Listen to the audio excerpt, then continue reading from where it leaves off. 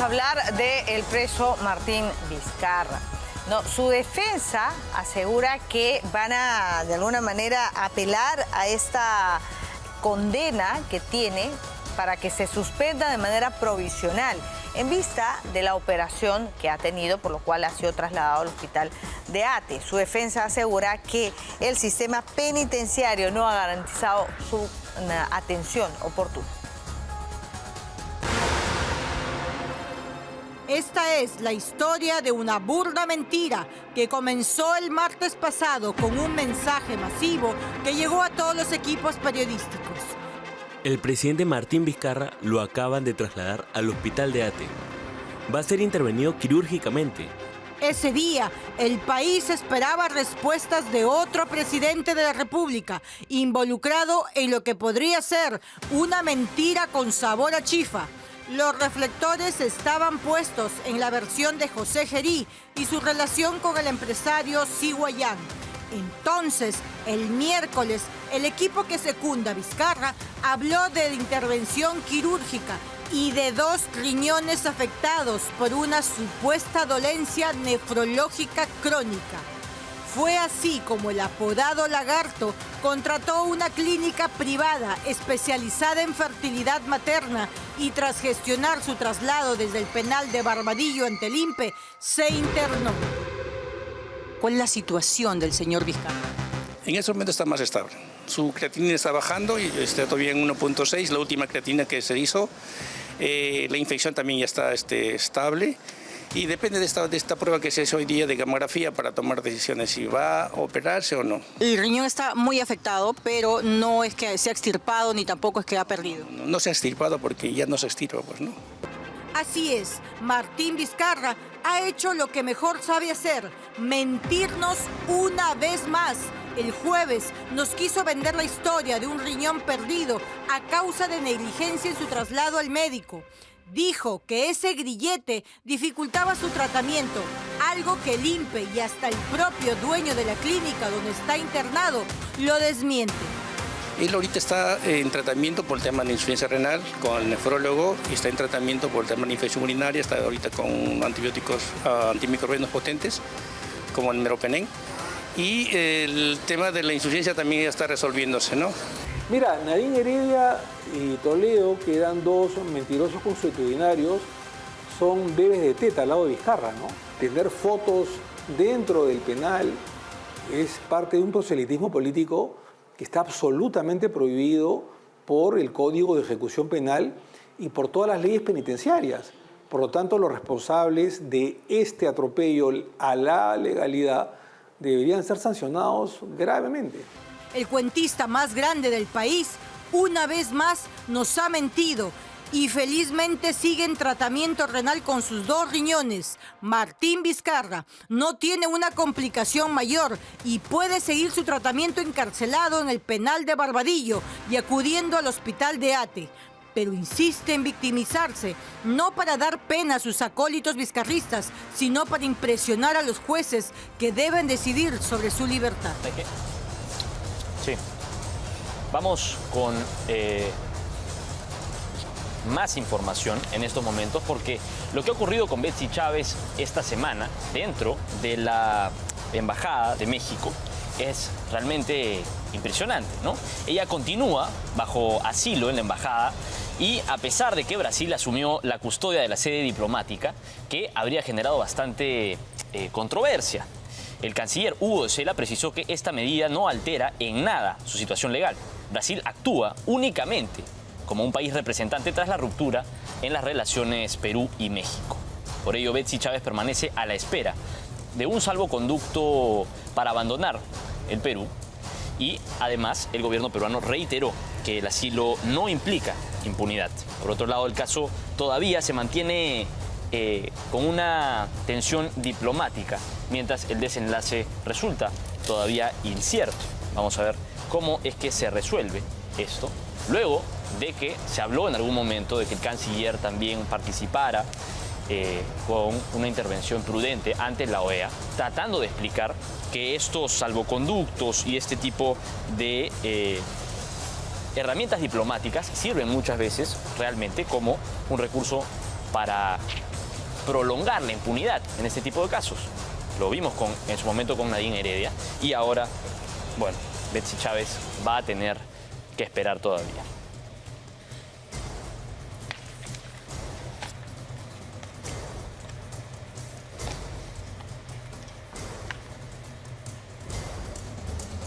Bueno, el presidente José Gerí había negado que actualmente, dijo, en ese gobierno, ¿no? La empresa de Siguayán o Tío Johnny haya contratado con el Estado. No, lo que él no contó, además de todo lo que se va conociendo, es que hay una orden de servicio, ¿no? Directamente con el despacho presidencial, con Palacio de Gobierno. ¿De cuándo data y cuándo se ha tenido que revisar? A continuación.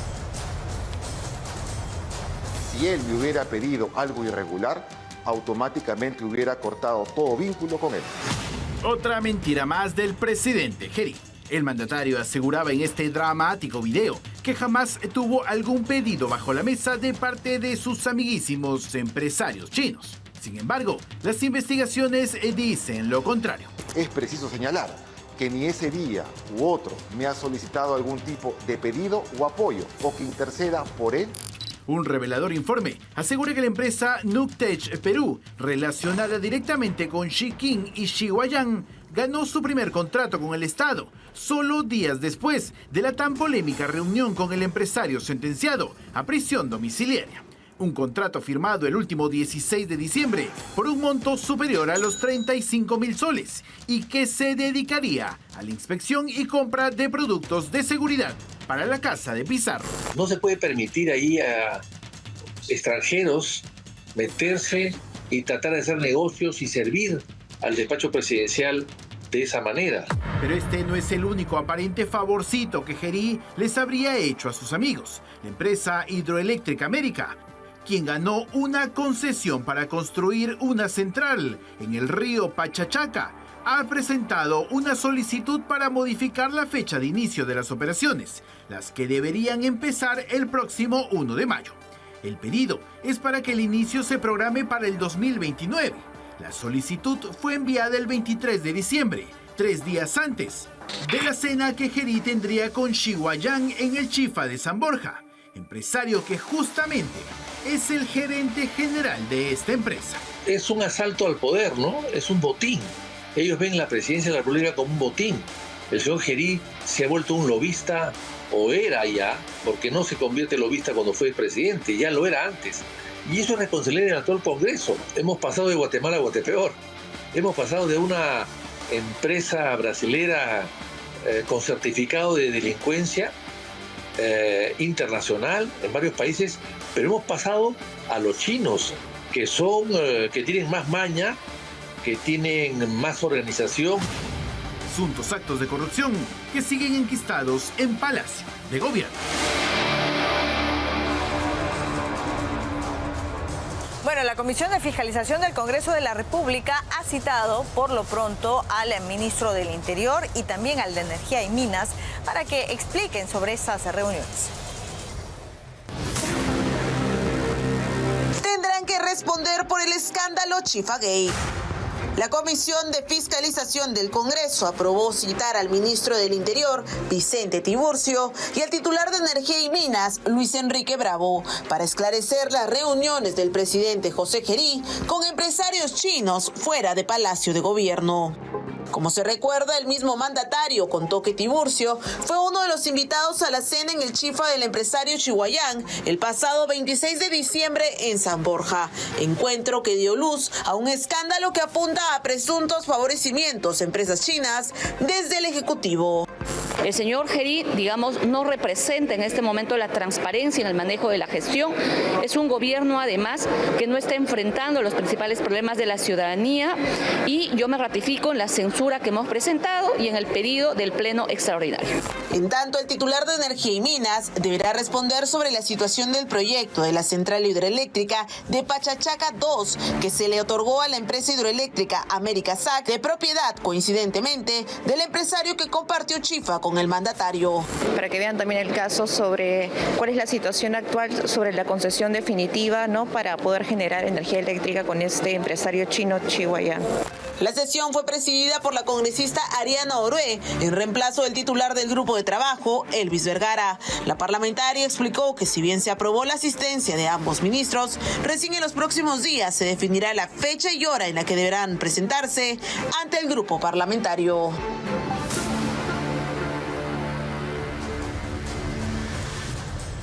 Bueno, y también se tendría que investigar al congresista Cordero Jontay.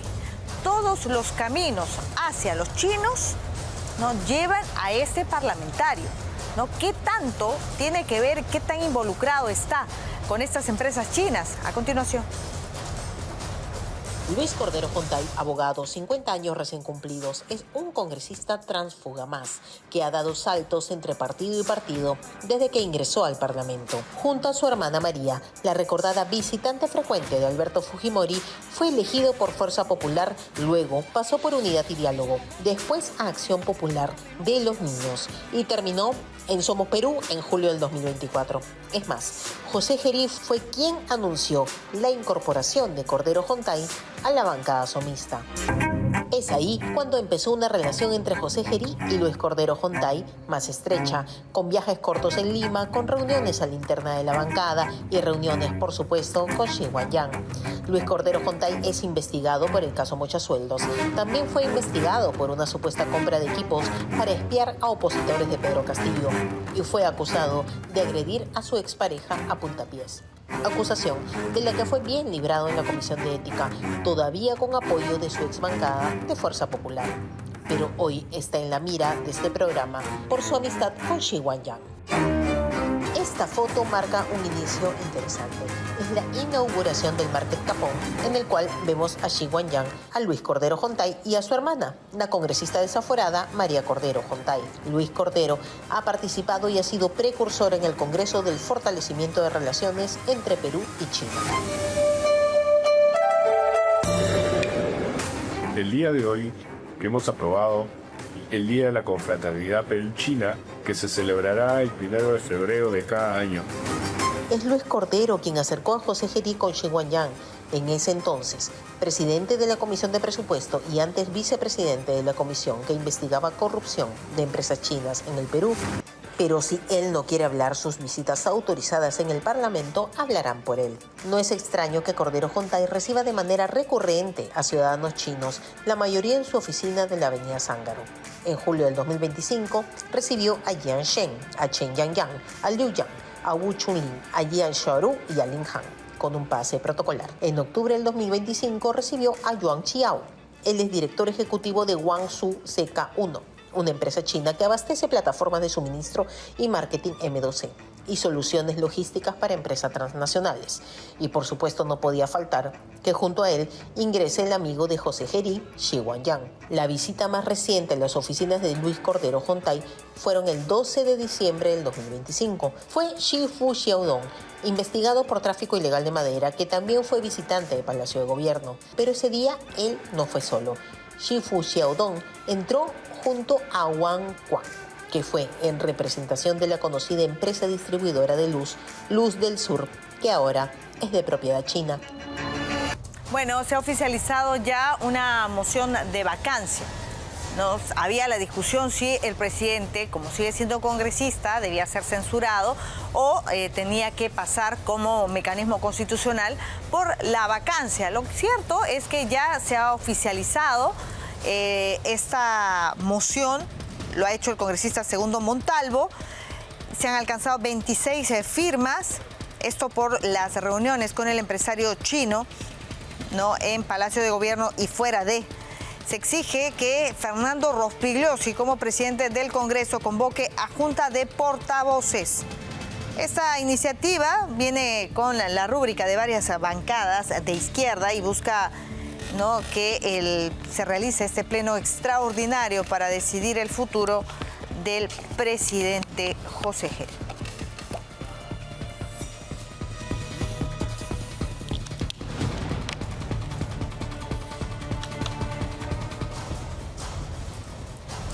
El Poder Judicial resolvió mantener el mandato de prisión preventiva contra la exfiscal Elizabeth Peralta. Esto se da luego de que la Sala Penal Permanente de la Corte Suprema resolviera mantener vigente el mandato de prisión preventiva que se le impuso como parte de la investigación preparatoria que afronta junto al ex presentador de televisión Andrés Hurtado por los presuntos delitos de tráfico de influencias y cohecho activo específico en agravio del Estado. Esto significa que Elizabeth Peralta seguirá recluida entonces en el establecimiento penitenciario de mujeres, conocido anteriormente como Santa Mónica, ubicado en el distrito de Chorrillos.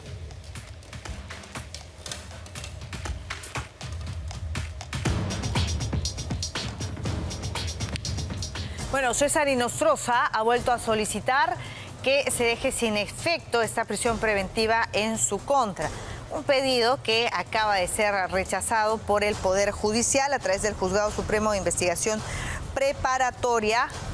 No se va a suspender esta prisión de 36 meses en su contra. Recordemos que él sigue prófugo, ¿no? Buscaba que se le dictase comparecencia simple, ¿no? Porque señalaba que la medida ya había cumplido el plazo de ley. El juez Juan Carlos Checli ha determinado que el plazo, sin embargo, sigue vigente.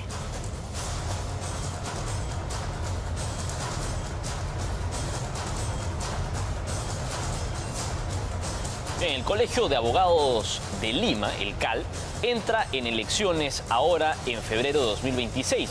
No solamente estamos en un año electoral público, ¿no?, con distintos comicios generales, sino también dentro de un órgano bastante importante para el sistema jurídico, que es el Colegio de Abogados de Lima. ¿Quiénes se postulan?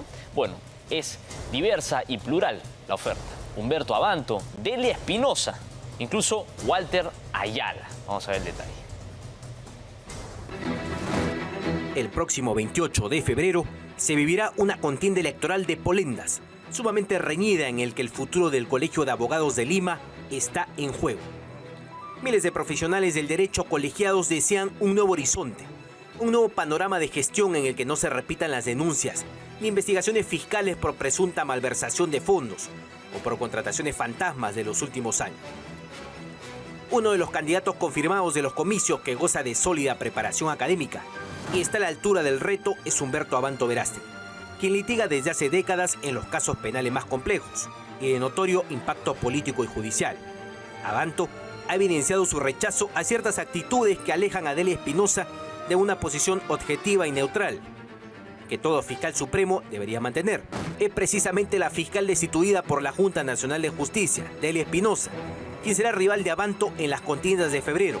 La fiscal, no contenta con perder su trono en el Ministerio Público, ahora va por la decanatura del Colegio de Abogados. Este 2026 asumimos el reto de participar en las elecciones para fortalecer la voz de los abogados. Pero para poder inscribir nuestra propuesta, necesitamos tu respaldo. Estaremos recolectando firmas. Espinosa ya empezó con su ansiosa recolección de firmas. Se observaron planillones en sedes judiciales como la de Lima Norte. Abanto y Espinosa han debatido en salas judiciales, como en el caso de una acción de amparo, como el registrado en septiembre de 2025. Ante la desobediencia de un mandato. Su señoría, la señora no entiende que está en una audiencia judicial. Doctora Delia Espinosa, no haga señales ni gestos, si fuera tan amable, te lo pido, por favor, porque el doctor... Ahora le va a pedir que haya una norma que le prohíba hacer eso. Disculpe, es que la cantidad de mentiras que dice el doctor... Su señoría. Doctora, perdón, es que esto lo están viendo también estudiantes de derecho. Y no se puede enseñar a mentir. Su señoría, esta es una falta de respeto. Por favor. Señor, y el señor públicamente me ha faltado el respeto como ha querido. Delia Espinosa tuvo un duro revés ante la Junta Nacional de Justicia. Ya no es suprema y ahora buscará preservar o defender los intereses de una cúpula de magistrados con un conocido tinte ideológico en el escenario del Colegio de Abogados de Lima. Un colegio clave para las elecciones presidenciales, pues un representante de este colegio ocupa un sitial en el Jurado Nacional de Elecciones.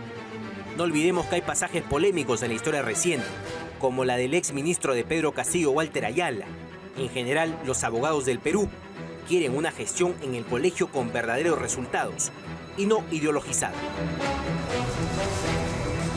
Bueno, Enrique Valderrama, del partido aprista, ha retado a César Acuña. Parece que el APRA quiere recuperar el norte, ¿no?, otrora llamado Bastión Aprista, y que luego, ¿no?, fue tomado por Alianza para el Progreso. Ahora Enrique Valderrama reta al líder de ese partido político, César Acuña, a tener un debate abierto, público, en la Plaza de Armas de Trujillo. ¡Reto a debatir en la Plaza de Armas de Trujillo! Es Enrique Valderrama, aspirante presidencial del partido aprista peruano, que enfiló sus críticas contra César Acuña y lo retó a un debate público. Y he señalado sin ningún temor que Alianza para el Progreso y que César Acuña son el cáncer del Perú y del norte del país. El candidato de la Estrella puso el dedo en la llaga del candidato de Alianza para el Progreso, que se baña en manteca y no le afecta nada. No importa, me llega. Sin embargo, Valderrama afiló la lengua y siguió con las críticas. Porque ahora el señor, que representa sin duda lo peor de la política, el patrón del mal, ha enviado a sus asalariados a atacar al candidato del APRA. Ambos partidos pelean por el bastión que fue alguna vez de Alan García. Ahí no tiene que ver nada César Acuña, nada tiene que ver APP. La guerra entre la Estrella y APP está declarada. Y por lo visto, no será en un debate, sino en plena campaña.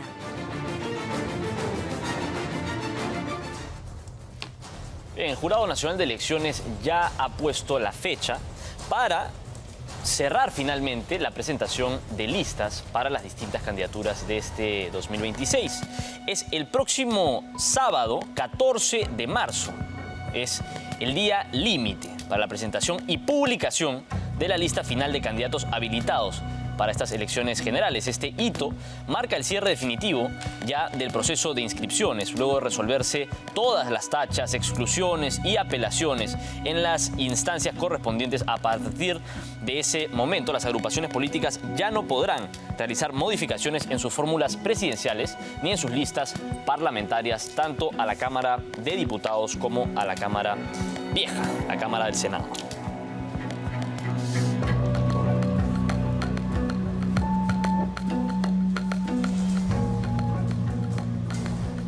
Estamos en nuestros estudios con José Manuel Saavedra, el CEO de CIT, la encuestadora muy conocida en estos últimos años, para hablar sobre la última fotografía de enero sobre las elecciones presidenciales y, por supuesto, parlamentarias de este 2026.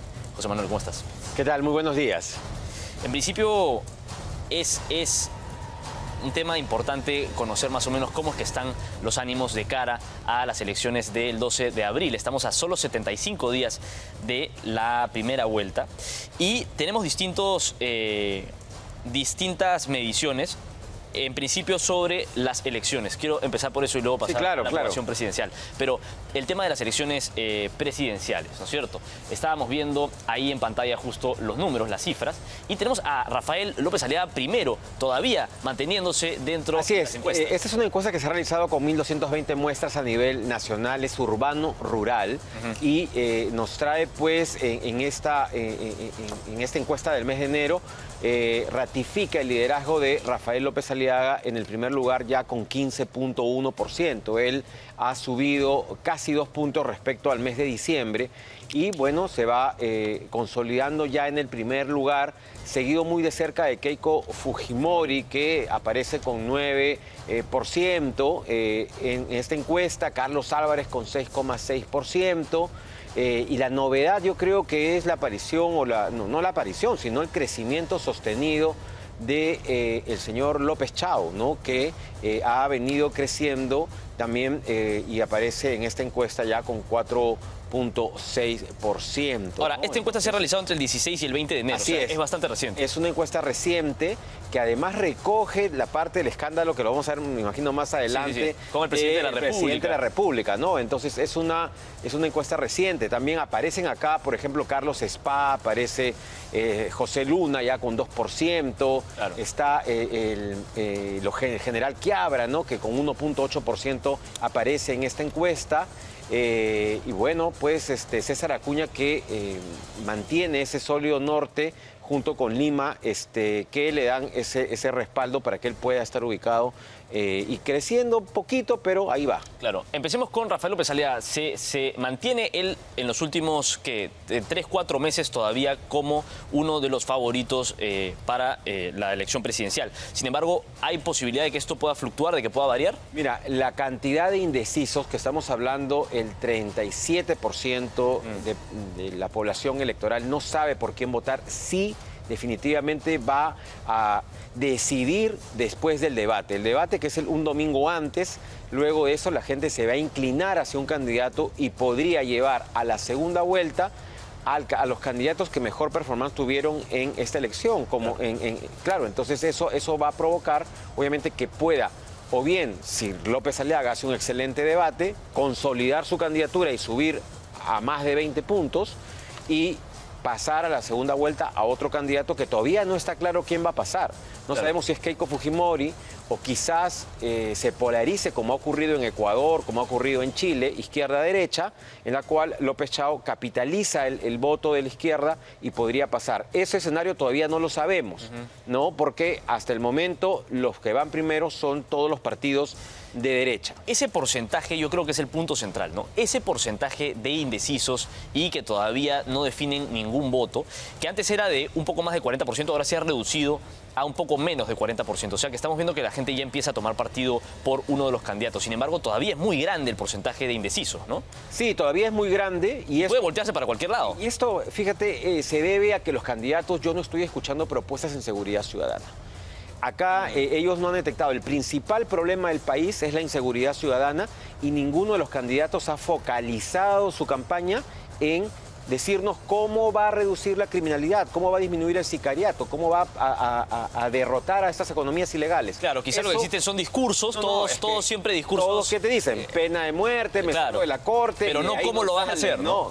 Claro, pero además la gente ya sabe, porque esto lo dijo la presidenta Boluarte, pena de muerte, dijo me salgo de la corte, y eso saben que no va a funcionar y que demora demasiado. Vacíos, ¿no? Claro.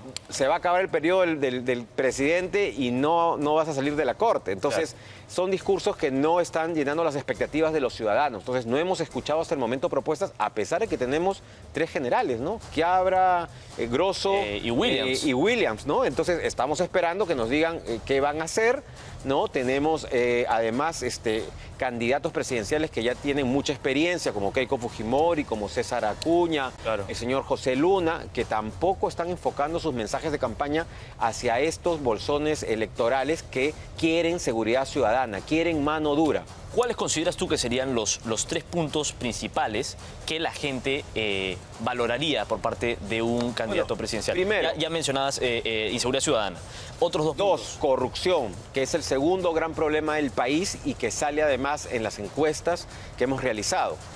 Tercer lugar, obviamente, la reactivación económica, ¿no? La generación de empleo. Venimos de prácticamente estos 5 años, son 5 años perdidos para el país, donde lamentablemente hemos tratado de sobrevivir, recuperar la democracia, casi da un golpe de Estado. Entonces, hemos tratado de sobrevivir. Entonces, básicamente esos 3, seguridad, lucha anticorrupción y empleo. Muy bien.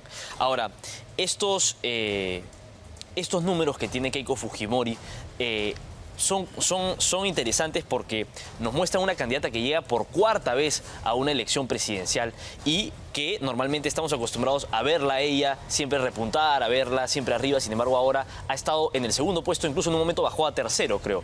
¿Esto crees que pueda moverse? ¿Crees que la candidatura de Keiko Fujimori está sólida este 2026? ¿Puede variar? A ver, en el tema de Keiko Fujimori todavía no ha salido a campaña. Tuvo una aparición en el norte hace 2 semanas, pero no la vemos en campaña. Y creo que es parte de la estrategia de Keiko Fujimori de permanecer segunda, de no ir primera, de todavía guardar sus balas para el final de esta contienda electoral, ¿no? Entonces, porque ella sabe, y mira lo que pasó en la elección pasada, Keiko Fujimori estaba 4ª. Primero estaba López Aliaga, segundo estaba Hernando de Soto, tercero, no sé, no recuerdo si era Johnny Lescano o Forsyth, y 4ª venía Keiko Fujimori. Entonces, cuando comienza a irrumpir Castillo con todo, ¿no? Le va pésimo en el debate a López Aliaga. ¿Qué es lo que pasa? Hay un sentimiento que siempre se mueve, que es el miedo y la esperanza. El miedo a Castillo moviliza el voto hacia Keiko Fujimori, porque dicen, no, pues Keiko va a ser el contrapeso. Entonces Keiko sube y logra pasar a segunda vuelta. Entonces, ese escenario es posible, ¿no? Ahora, Keiko Fujimori este año, ¿no?, se presenta con circunstancias distintas dentro del partido, ¿no? Alberto Fujimori ya no está, distintos miembros del fujimorismo han migrado hacia otros partidos políticos. Claro, señor Velázquez, no, ¿cómo se llama? Absalón Vázquez, un fujimorista, albertista, claro, y él lo ha dicho, soy albertista hasta que me muera. Bueno, él está en renovación, las filas de Renovación Popular. Entonces, obviamente ha perdido ese bastión importante de los personas que seguían a su padre y que hoy están buscando otra alternativa. ¿Se podría entonces interpretar como que el fujimorismo llega a esta elección con facciones distintas a la de la elección pasada que de repente le pueden jugar en contra? Sí, por supuesto. Tienes además a SPA, que tiene un discurso obviamente también de derecha, que es un discurso que está alineado además a lo que es López Aliaga, Keiko Fujimori, Carlos SPA, y obviamente le roba 2 puntos. Carlos SPA ya en 2 puntos, ¿no? Entonces esos 2 puntos que necesita tanto López Aliaga como la señora Fujimori. Cuando Philip Butters todavía estaba en carrera, él hablaba sobre candidatos falsos. Él decía que no existe la atomización del voto, que no existe el fraccionamiento, sino que lo que hay es bolsones fijos. ¿Tú crees que la cantidad de oferta electoral realmente hace que la votación de la derecha se diluya? O sea, vemos a Carlos SPA, vemos a Roberto Quiabra, vemos a Rafael López Aliaga, vemos a Carlos Álvarez, vemos a Keiko Fujimori, vemos una cantidad de candidatos de derecha y de izquierda muy amplia y variada. ¿Hace eso que el voto se diluya? Sí, claro, el voto está totalmente fragmentado.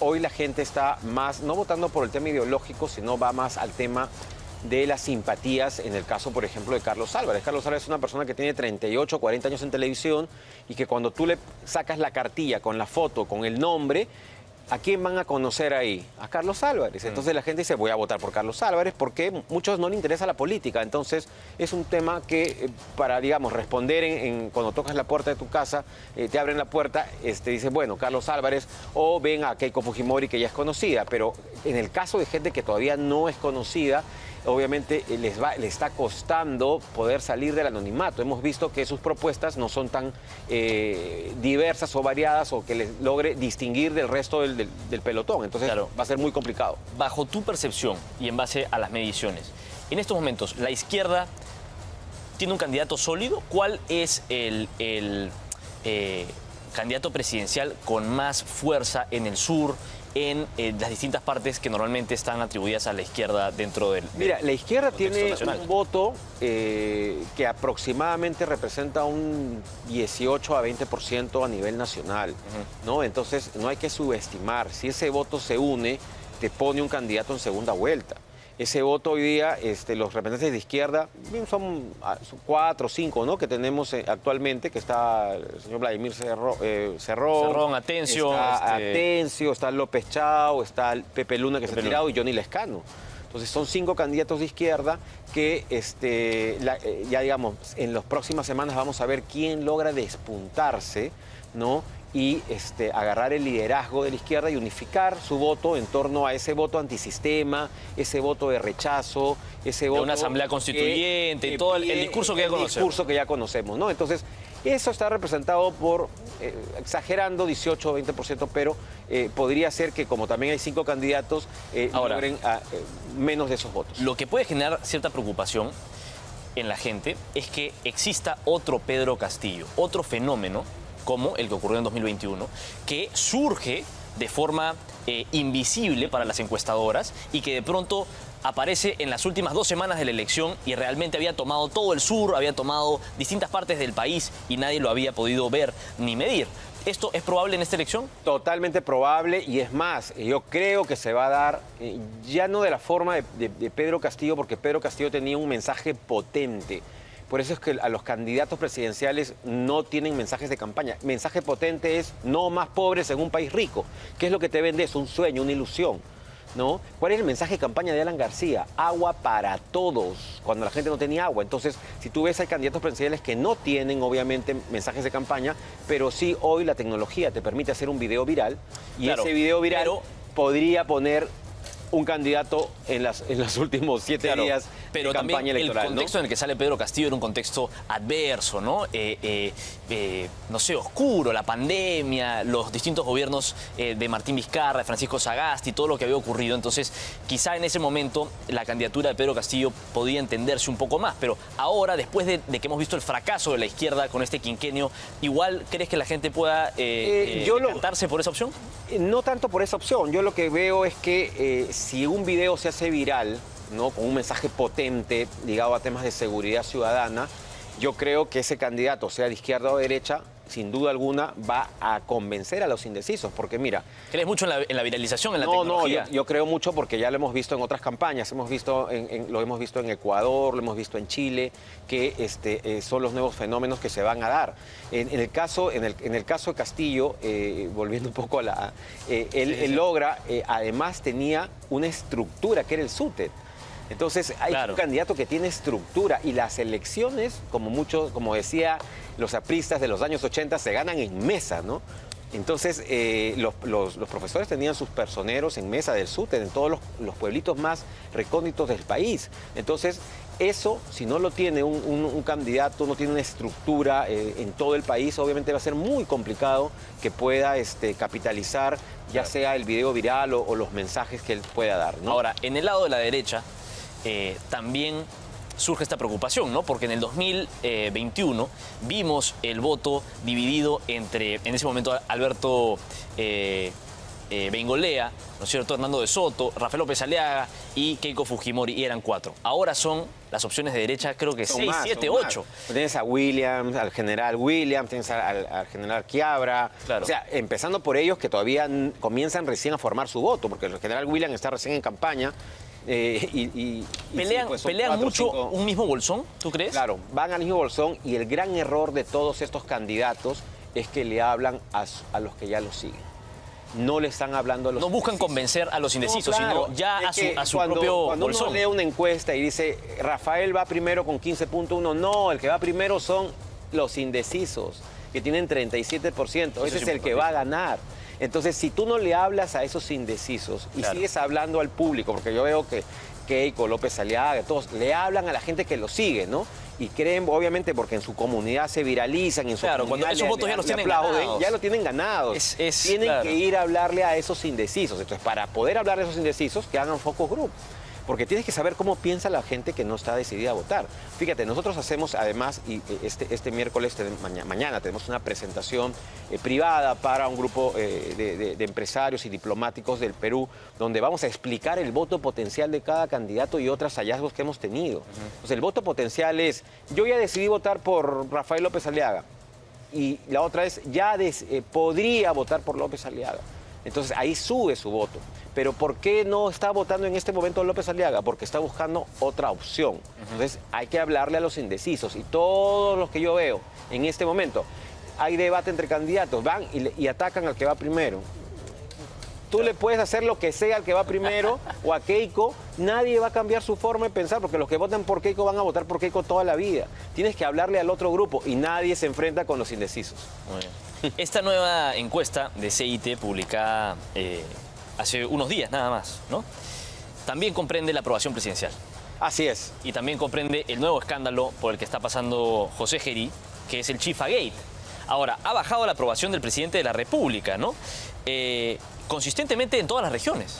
Sí, ha bajado. Mira, el presidente empezó con 45%, subió 10 puntos a 55 en noviembre, baja a 45%, en diciembre baja a 40% y termina con 30% en este mes, ¿no? Entonces ha tenido una caída sostenida de 25 puntos, de 55. Atribuible a estas revelaciones de las reuniones clandestinas. 25 puntos ha perdido José Gerí desde el mes de noviembre, que tenía 55, hoy día tiene 30%. Y esto básicamente se deben a dos cosas. Uno, la gente no ve cambios en el tema de seguridad ciudadana. Punto número uno. Y punto número dos, esta encuesta, el trabajo de campo ocurre del 16 al 20 de enero en pleno escándalo del Chifa. Claro. Entonces, como ves, tiene 30% de aprobación y va en caída. Podemos ver en pantallas la línea de tiempo en la cual él va a 55, ¿no?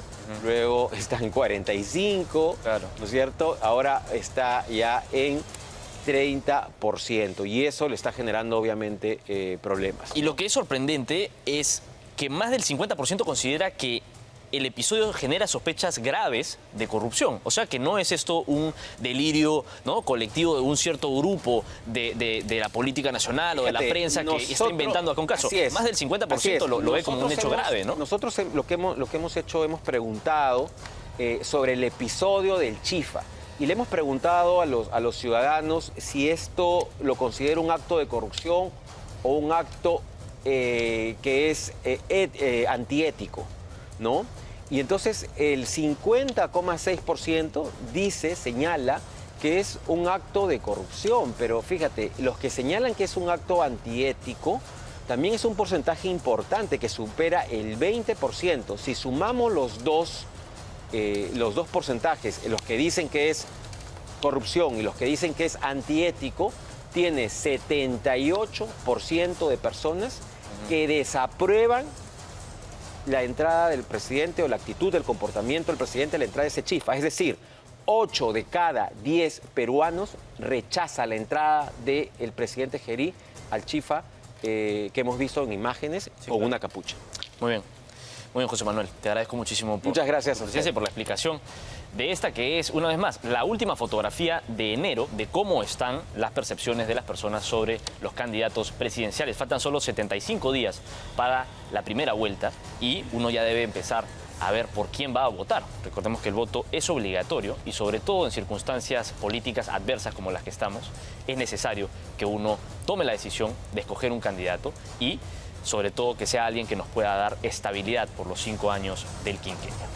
Muy bien, vamos con más información porque en estos momentos hay un desvío vehicular muy importante en la avenida Javier Prado, sobre todo dentro del tramo que va desde el Óvalo Monitor hasta la avenida La Molina. Esto se da por las obras que se están haciendo para la nueva vía rápida Frutales El Golf, una obra que va a beneficiar a más de 140.000 personas.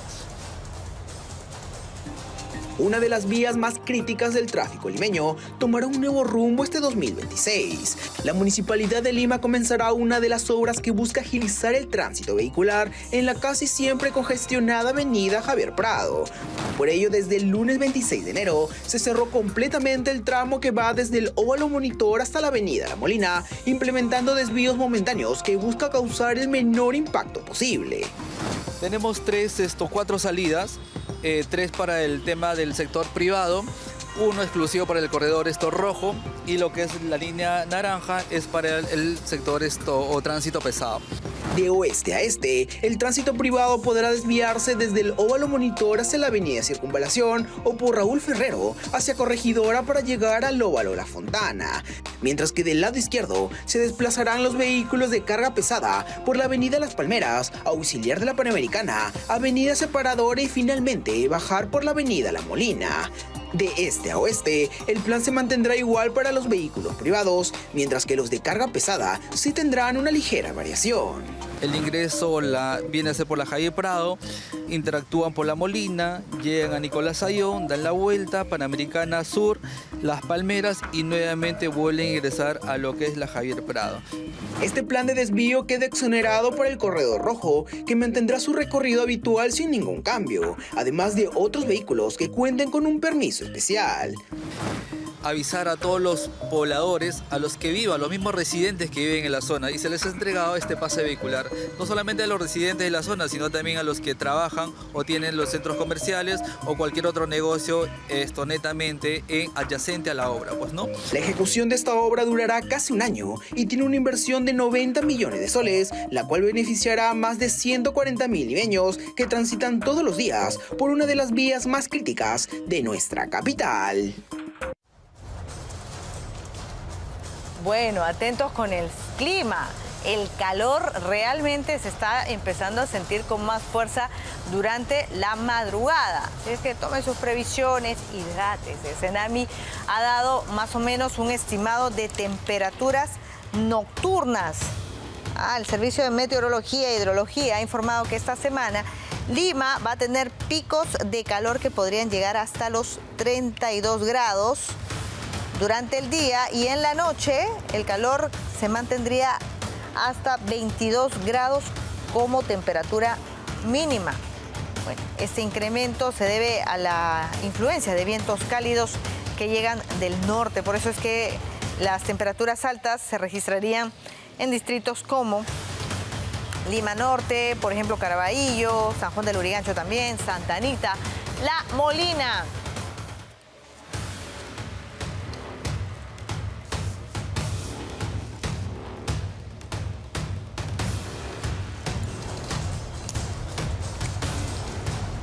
Bien, vamos con importante información a esta hora, porque la presunta conviviente del cabecilla de la organización criminal Los Pulpos, hemos comentado bastante al respecto, ha sido capturada en Bolivia. Estamos hablando de Casey Salvatierra Vigo.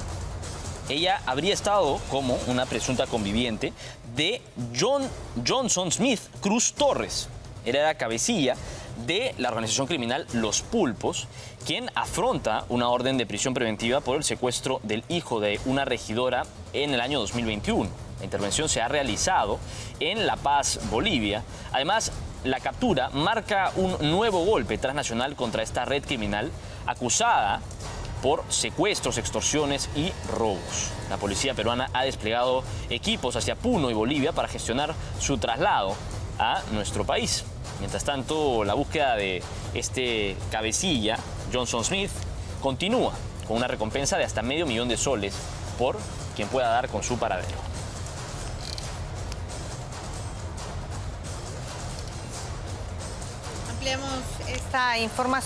Ampliamos esta información con nuestra compañera Nayeli Garayara. Adelante, Nayeli. Así es, compañeros, buenos días. El general Víctor Reboredo en estos momentos está brindando detalles sobre la captura de la pareja del líder de Los Pulpos en Bolivia. Estamos escuchando lo que nos menciona ahora. Por supuesto, esas damas que lo protegen, que vean lo irrecuperable que es este hombre. Y una niña,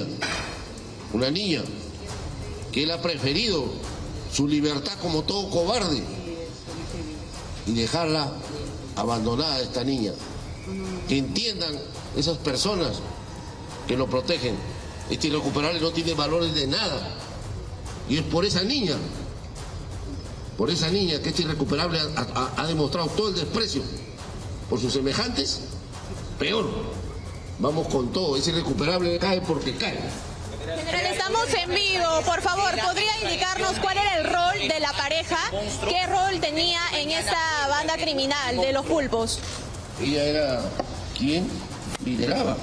Ha quedado registrado en cámaras de seguridad. Es por eso que un trabajo muy profesional del Ministerio Público de Trujillo con el Poder Judicial, con el apoyo de las autoridades de ahí de Trujillo, las autoridades regionales, municipales. Esta cruzada silenciosa es que se ha llegado. Esta persona está requerida por haber participado directamente.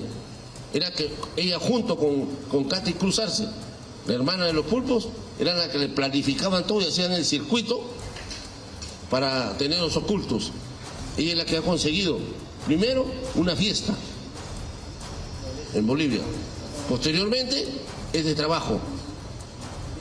Era difícil porque tenía identidad ya de otro país. Pero la Policía Nacional del Perú ahí, su policía, en silencio, haciendo su trabajo. ¿Ella ya está en Perú? ¿Ya está en Perú ella? Por supuesto,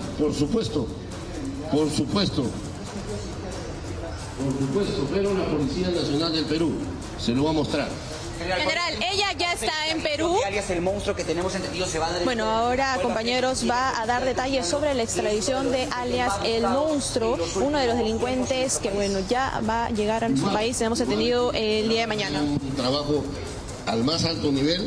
Se encuentran equipos especiales en estos momentos en el hermano país de Paraguay, a quien se agradece su profesionalismo, su apoyo, y ya en las próximas horas ya este irrecuperable vendrá acá a nuestro país, donde el Perú lo desprecia lo desprecia. Porque esta persona ha traicionado la roja y blanca, ha traicionado los bienes jurídicos de los peruanos. Esta persona va a venir acá y va a correr su traslado a un penal donde de por vida estará irrecuperable. Dice las próximas horas, ¿es hoy en la noche o mañana? ¿A qué hora vendría, general? Usted sabe que los desplazamientos de estos irrecuperables son de carácter reservado. Pero no sería condenado a cadena perpetua debido a las leyes paraguayas. Señor periodista, yo, como policía, les vuelvo a indicar, nosotros sin triunfalismos, si usted supiera, yo sé que usted sabe porque es un apasionado de esta línea, cuánto ha costado, cuánto riesgo ha costado fuera de acá, en silencio. Eso nadie va a mirar. Noche tras noche, fuera de acá, soportando todo. Eso es lo que hace un policía para capturar a esta mujer. Quizás mañana se olvide, no importa, pero la indiferencia es lo que más fortalece un policía. Que Johnson Cruz Torres no crea que la indiferencia está a su favor. La indiferencia es nuestra fortaleza y para eso somos policías. Muchas gracias. Esas son las declaraciones del general Víctor Revoredo, compañeros. Se está retirando justo en estos momentos y esto es gracias a una labor de inteligencia previa con técnicas de alta tecnología, mencionaba él, de 3 países, que es Perú, Bolivia y Chile. Nosotros ahora también hace unos minutos ha presentado la desarticulación de 2 bandas, ¿no? Y aprovechando, también mencionó la extradición del monstruo que ya mañana estaría en nuestro país, compañeros. Bueno, vamos a estar pendientes de los detalles, sobre todo Nayeli, porque, claro, la expectativa es la seguridad que pueda, ¿no?, implementarse alrededor de este criminal. Así es, y además mencionaba el general Víctor Revoredo que ha sido un trabajo de inteligencia y además silencioso. Es por ello que están guardando algunas reservas de datos, más que nada de las horas en que vendrían. Y bueno, vamos a estar atentos igual a la antesala, ¿no?, de esta captura y de la extradición, mejor dicho, de alias el monstruo. Vamos a estar atentos. Ojalá, ¿no?, que se designe a buenos agentes del INPE. Este criminal está acostumbrado a corromper, a pagar. Cuando lo capturaron, recuerden ustedes, hizo el ademán de querer pagar para que no lo capturen, para que lo dejen escapar. Entonces, él está acostumbrado a eso. Advertidos estamos, para que luego no se tenga en torno a él una cárcel dorada. Gracias, Nayeli, por la información. Son las 7:50, momento de ver qué está pasando con los candidatos en el IGB.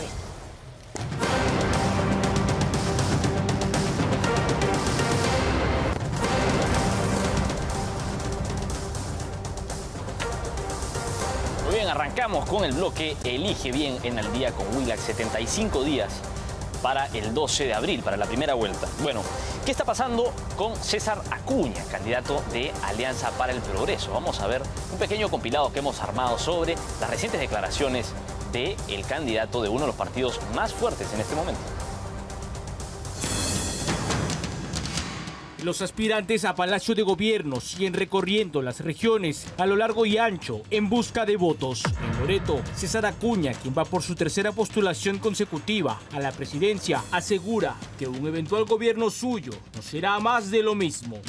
¿Cuál es la garantía de que tu gobierno va a ser diferente a lo que se está viviendo ahora? Porque yo no vivo de la política, vivo de mi trabajo. Mi trabajo va a servir, va a hacer cambiar la vida de los peruanos. Plata como cancha, se encomienda ante su bancada para que tomen las decisiones correctas ante la crisis que padece el presidente Gerí en Palacio. ¿Sabe cuál es la posición de su partido referente a lo que está pasando con el presidente Gerí? Bueno, nosotros vamos a ver que la bancada del Congreso tome la mejor decisión porque no estamos en Jaén, Cajamarca, un ciudadano quemó el panel de la congresista Edith Julón, que va a la reelección con Alianza para el Progreso. Así es que yo ahorita voy a proceder a sacarlo y a quemarlo, ¿ya? La mafia no pasa en el Perú.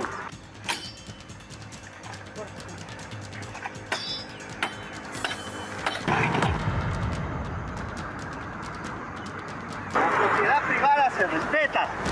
Enrique Valderrama continuó su recorrido en el norte del país, dirigiéndose a sus seguidores en Trujillo. Nosotros le ofrecemos al país un gobierno auténtico de transformación social, que esté además sostenido por una gran Cámara de Representantes, tanto en el Senado como evidentemente en la Cámara de Diputados. En tanto, Raúl Noblecilla, ex abogado de la golpista Betsy Chávez y actual candidato al Senado con Podemos Perú, incitó a la violencia contra el mandatario. Que José Gerí llegue a Chota, que se quede en el Chifa, y lo digo con respeto, que no salga del Chifa, porque si viene acá a Chota por lo menos le va a caer fuerte. ¿Por qué? Porque no solamente es parte de una dictadura, sino por todo lo que ha demostrado, nos demuestra la corrupción. Todos, a su forma, continúan con la campaña electoral. Poco más de 2 meses les queda para tentar el sillón de Pizarro. Bien, el Jurado Nacional de Elecciones ha abierto la puerta a distintos candidatos para que puedan postular, a pesar de que tengan condenas. Esto es lo que ha generado lo que se ha decidido frente al caso de Mario Vizcarra. Realmente crea un precedente nocivo para la democracia, para los estatutos electorales, porque no puede ser que entonces las leyes se interpretan de forma que benefician a las personas que han vulnerado el Estado. Vamos a ver qué es lo que opinan los especialistas sobre esta nueva decisión del JNE. Los tentáculos del pacto mafioso están metidos en todos los estamentos del Estado peruano. Y esta es una prueba más. Mafia que hoy le daría la mano. Pese a que existe una ley, Mario Vizcarra, condenado por peculado, seguirá en carrera a los próximos comicios gracias al Jurado Nacional de Elecciones, que hoy deja una puerta abierta para todo aquel sentenciado que busque llegar al poder. Por supuesto que sí. Un discurso anticorrupción cuando se ha sido sentenciado por peculado doloso. Ya le expliqué el tema y no vamos a andar en ese punto. El ente electoral rechazó las tachas presentadas en contra del Lagarto Mayor, pese a la advertencia del Jurado Electoral Especial. La resolución admite la participación de Vizcarra y cualquier otro condenado que haya finalizado su sentencia hace 10 años. Además, el jurado establece un parámetro para la inhabilitación a la postulación a un cargo de elección popular y lo establece por 10 años, o sea, elimina la muerte política y dice 10 años hacia atrás, y si se rehabilitó, bien, si pagó su reparación civil, perfecto, puede postular. Y eso no está mal.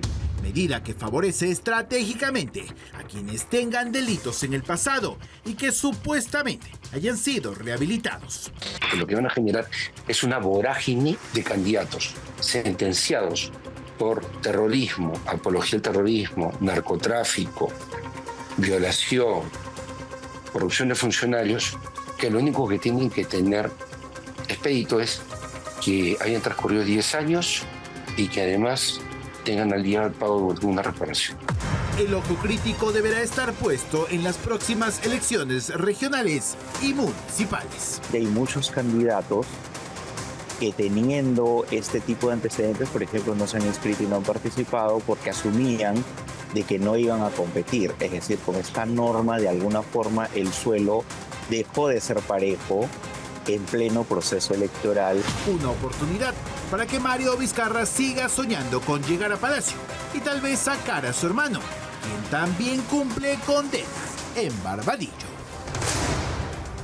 El reciente escándalo que afronta el presidente de la República, José Gerí, ha hecho que 2 candidatos de derecha se enfrenten. Hablamos propiamente de Rafael López Aliaga y Keiko Fujimori, quienes están hoy en día enfrentados por sus posturas frente a la coyuntura política. Respondió hacia los 3 frentes. La lideresa de Fuerza Popular, Keiko Fujimori, encendió la campaña electoral contestándole a Rafael López Aliaga, uno de sus principales rivales en las encuestas. Una de las grandes diferencias entre el señor Rafael López Aliaga y quien habla es que él se dedica a atacar, a criticar. Por nuestro lado, lo único que van a escuchar es escuchar primero a los ciudadanos y hacer propuestas concretas. La candidata también se refirió a la actualidad del fiscal José Domingo Pérez, después de fracasar en el caso Cócteles y tras la desactivación del equipo especial Lava Jato. En el caso nuestro, yo estoy viva y estoy con salud, pero El presidente García ya no está con nosotros. El exalcalde de Lima, Lucho Castañeda, también perdió la vida. Por lo cual, lamenta cómo algunos fiscales han instrumentalizado el Ministerio Público para seguir a ciertos personajes políticos. ¿Ha sacado su verdadera faceta mediática en la que se encuentra ahora? Bueno, yo lo que lo animo en todo caso es a participar en política, porque eso es lo que viene haciendo desde hace muchos años. Por otra parte, la cabeza del fujimorismo mostró su respaldo al gobierno de José Gerí, aunque no descartó cambiar de decisión ante otro tipo de escándalos. Más que una reunión, creo que habría que ver un hecho delictivo de flagrancia, ¿no? Si es que vemos algo así, sin duda nuestra postura cambiará.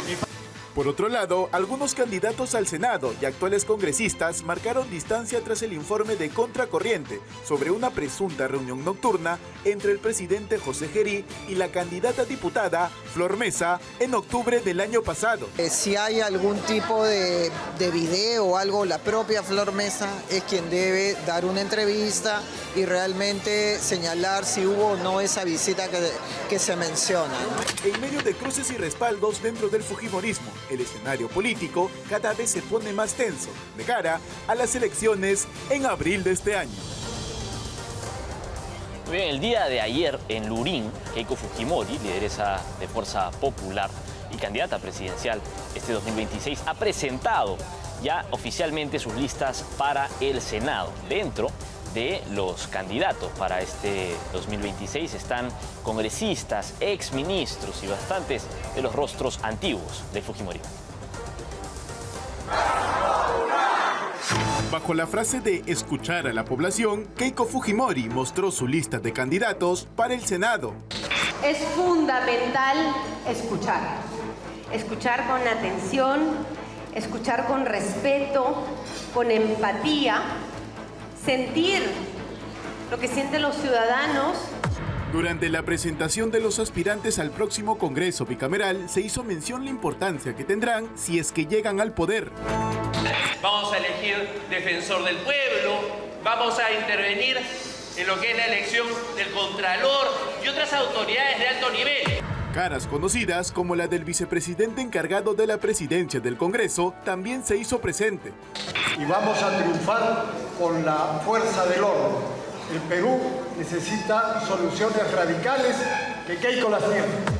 Miembros que formaron parte del cuestionado gabinete de Dina Boluarte, como la del exministro de Economía, José Arista. Estoy seguro que vas a llegar a ser presidenta. Un gusto. Gracias, José. Y algunos rostros no tan conocidos, pero que de alguna manera tenían que hacerse notar. Yo soy muy agradecida de haberme sido designada candidata. Yo la quiero a Keiko más que mi propia hija. La reunión consistió en un intercambio de preguntas y respuestas con algunos ciudadanos, en donde también se expuso la idea de cada candidato y el plan de gobierno de Keiko Fujimori.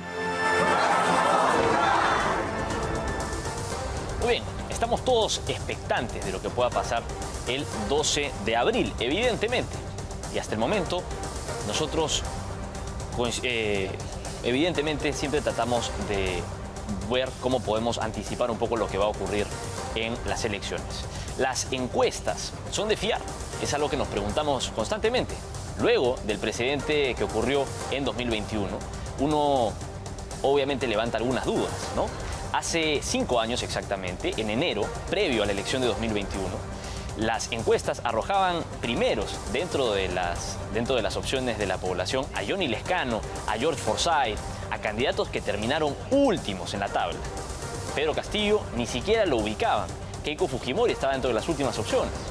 Entonces, hoy nos preguntamos, ¿lo que nos muestran las encuestas realmente es de fiar? Vamos a ver. Las encuestadoras y la eterna polémica de su efectividad, de su real grado de confiabilidad. Un escenario de escepticismo tradicional que creció exponencialmente en la última elección del 2021, cuando un sindicalista del magisterio de Chota, de quien prácticamente jamás se habló, terminó superando a muchos políticos que aparecían en pantalla y en medios semana tras semana.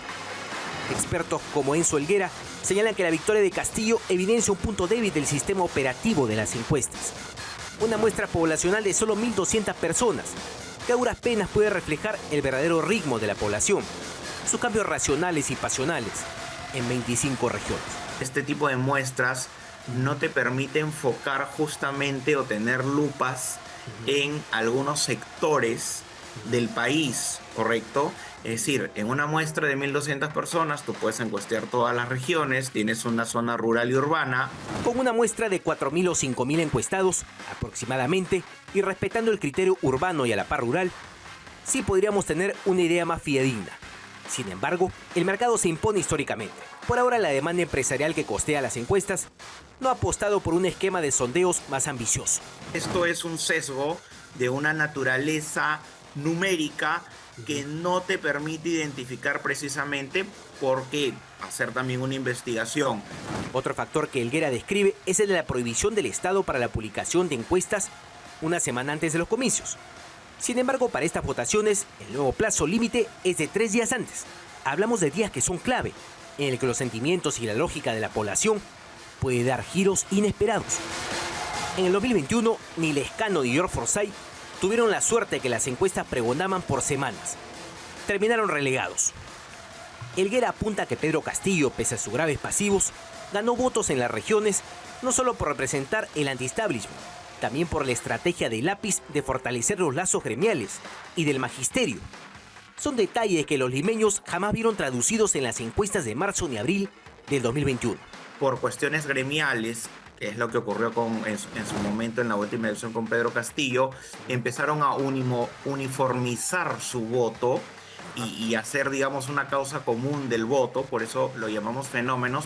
Helguera resalta que es una estrategia inteligente de los candidatos en esta contienda cuestionar la fiabilidad de la cifra de las encuestas, como lo está haciendo Rafael López Aliaga, ya que sentirse ganador es el peor error que se puede cometer en esta carrera.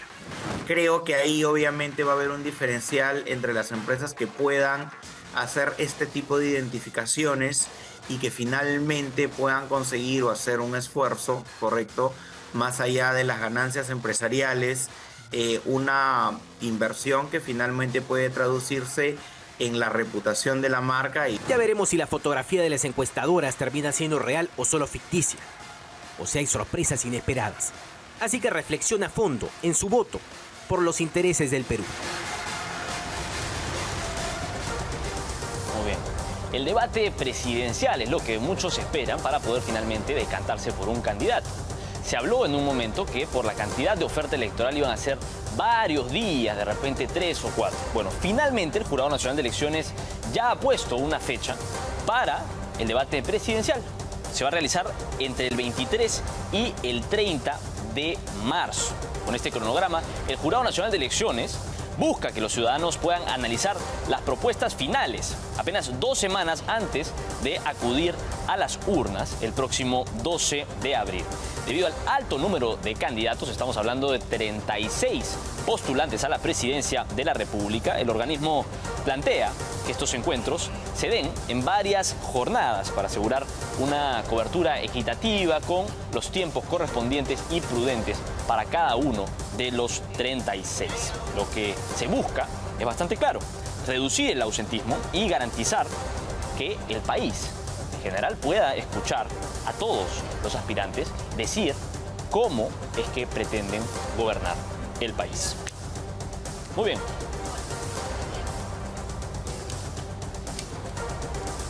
Estamos listos entonces dentro del bloque Elige Bien para nuestro debate y uno de los tantos que vamos a tener en estos meses. Está ya en nuestros estudios 2 postulantes para el Congreso de la República. Vamos directo con Albina. Muy bien, Alfonso, gracias. Efectivamente, ya las tenemos aquí en estudio. Si es que algo tienen en común es que las dos en algún momento, bueno, Carla Scheffer de Fuerza Popular se ha mantenido y ha sido 2 veces no parlamentaria. Esta vez está postulando al Congreso, a la Cámara de Senadores, y también Elizabeth Galdó, ¿no? Ahora va por Avanza País, ¿no? Para la Cámara de Diputados. Si algo tienen en común o hay un factor denominador común es que, bueno, han estado, ¿no? Con 2 líderes bastante controversiales, ¿no? Keiko Fujimori, Alberto Fujimori por un lado, y el pasado reciente Elizabeth Galdós con Dina Boluarte. ¿Cómo están? Gracias por estar con nosotros. No, gracias por la invitación. Bueno, vamos a hablar de lo que está en coyuntura, ¿no? El presidente José Geri. Usted, Elizabeth Galdós, de acuerdo a lo que he podido indagar, es de la posición que José Geri debe irse, que no debe permanecer en la presidencia. Sin embargo, desde Fuerza Popular, más bien señalan que él tiene que culminar su mandato y están en desacuerdo con la censura o vacancia. ¿Cuál es la opinión que usted tiene con relación a la posición que ha tomado Fuerza Popular? Bueno, en principio te agradezco la invitación, muy contenta de estar en tu set. Y efectivamente es un tema que es bastante controvertido, importante para el país, ¿no? Porque estamos hablando de la figura presidencial. En este caso, yo me encuentro a favor de la censura, a favor de la vacancia, porque hemos llegado ya a un extremo en el caso de Geri, donde ya parece una cantinflada cada vez que da explicaciones de por qué acudió a ese chifa, por qué acudió encapuchado, si fue con Pepito o Juanito. Entonces, yo me parece a estas alturas una burla las explicaciones que está dando para el país, ¿no? Y donde claramente se ve pues que hay un tema pues donde él está utilizando sus influencias para reunirse con proveedores del Estado. ¿Para beneficiar a quién? Para beneficiarse a él. Pero Fuerza Popular está en contra de lo que usted señala. ¿Qué opinión le merece? Yo respeto todas las opiniones y coincido en algo. El tema de la vacancia presidencial, de alguna manera, no es un tema que ha beneficiado al país durante estos últimos años, ¿no? 7 años, 7 presidentes. No hay estabilidad jurídica. Y por eso yo creo que tiene que regularse, ¿no? ¿Qué cosa entendemos por incapacidad moral? Para que exista predictibilidad en este tipo de decisiones. Muy bien. Carla Schaffer, ¿cómo le va? Gracias. Bueno, ha escuchado a Elizabeth Galdós. Sí, claro. Ya, ella está a favor de que Geri se vaya. Ha dicho que es una cantinflada, que es una burla. ¿Qué opina usted? Bueno, para empezar, hay dos formas, ¿no? La censura y la vacancia son dos cosas diferentes, de diferentes formas, diferentes tratos. Mi opinión personal, ¿no? Me da mucha pena que el señor Geri nuevamente sea parte de mellar la imagen presidencial, ¿no? Y actuar de la manera más inadecuada teniendo el cargo que tiene. Correcto. ¿No? La posición de nuestro partido en estos momentos, dicho por Keiko Fujimori ayer, es que la situación del país, ¿no? Una inestabilidad más es algo bastante controversial para el país, especialmente que tienes en 2 meses y medio una elección presidencial. Pero que si existe alguna prueba adicional, porque están hablando que hay 19 videos más, ellos sí estarían, porque yo no estoy en el Congreso, ojo, ¿no? Estarían de acuerdo en buscar una solución y que no genere tanta inestabilidad para el país. Eso Ahora, es lo que ha dicho Keiko Fujimori y el señor Roxpilio. Y usted ha empezado diciendo a título personal. Sí. Si usted no estuviera en la capacidad de decidir, Geri debería ser censurado, ser vacado o no. Como le digo, son dos tratamientos diferentes, ¿no? Si yo estuviera en la bancada, ¿no? Porque acá estamos en un partido democrático, yo hubiera puesto mi opinión en favor que quizás se vaya el señor Geri, ¿no? Porque basta de tanta humillación a la imagen presidencial de todos los presidentes que hemos tenido en los últimos años. Miren cómo acabó la señora Linda, para mí como mujer lamentable, ¿no? La situación. Ahora, lamentable. Avanza. También con esas situaciones de reuniones por acá. Ella es la presidenta de la República. Los empresarios de otro país tienen que ir con su secretario comercial y entrar por la puerta del palacio. Claro. Ahora, Dina Boluarte tampoco no estuvo muy ajena a la cantinflada y a la burla. No, también se fue a Míconos, en el sur. Nadie supo más con quién iba en el cofre, ¿no? Las explicaciones que dio tampoco convencían. Entonces, estuvo bien que se apartara, la que fuera apartada del gobierno. También fue vacada. Y en este caso en concreto del presidente Geri, yo estoy plenamente de acuerdo con que sea vacado. ¿Por qué tenemos un presidente de transición? Para asegurar precisamente la transición hacia la democracia y bueno, él ofreció enfrentar un problema que afecta a todos los peruanos, que es el de la seguridad. ¿Está cumpliendo con el tema de la seguridad? No está cumpliendo. Entonces necesitamos un cambio. Un cambio que se dice mucho que va a generar caos. Probablemente haya algún momento en que se genere algún tipo de inestabilidad, pero al final va a ser para mejor. Queremos una persona que se ocupe de su trabajo como presidente, no que se esté reuniendo a escondidas con terceros y que finalmente esté velando por sus intereses personales. Dina Boluarte, ¿estuvo bien vacada? Mira, en el caso de la presidenta Boluarte hubieron varias mociones de vacancia, ¿ya? Y como yo te digo y al principio mencioné, el tema de la vacancia presidencial está muy manoseada, se está utilizando de manera política, ¿no? Entonces, el presidente me gusta, no me gusta, lo vaco. No hay una regla y por eso necesitamos que también se regule, para que no haya tanta inestabilidad en el país. ¿Pero estuvo bien vacada Dina Boluarte? Cuando se la vacó como consecuencia de que hubo un tema de seguridad con un grupo musical, me pareció que fue un tema político. No estuvo bien vacada, o sea, en su opinión debió quedarse. En mi opinión debió quedarse. Ajá. Sí. Entonces, Carla Schaffer, lo que muchos dicen es, José Gerí es la continuidad de Dina Boluarte. Dina Boluarte era la continuidad de Pedro Castillo. ¿Qué opina usted, por ejemplo, de que en este gobierno se haya reciclado, ¿no?, parte de lo que era el gobierno de Dina Boluarte y que, por otro lado, hayan personas que estuvieron en el gobierno de Dina Boluarte que ahora estén postulando, como Elizabeth Galdó, que la tiene aquí? Mira, es lamentable ver que en estos últimos 5 años, por una elección que dejas muchas dudas y que hoy nuevamente personas salen a hablar sobre el fraude electoral, nuestro país no merece eso. No podemos seguir en esta situación de improvisación, ¿no? Pedro Castillo, que antes de ser presidente ya se reunía en Zaratea, la señora Dina Boluarte escondida en Palacio, el Estado paralizado, cuando vivíamos una situación pues que las calles la necesitaban a la presencia del presidente de la República, abanderando, ¿no?, toda la lucha contra el crimen organizado que nos tiene avasallados en estos momentos, ¿no? Bueno, salió el señor Gerí por una situación de vacancia de la señora Dina, porque la señora Dina no existía. El Estado mismo estaba paralizado. Había una serie de sectores. Mira, te voy a dar un dato que se arrastra a esta situación. El 45% de la inversión pública en sus 3 niveles del Estado hoy está paralizada. ¿Por qué? Corrupción, obras mal hechas, incapacidad de los funcionarios públicos. No solo estamos hablando de gobernadores regionales, de alcaldes provinciales y distritales, sino el gobierno central.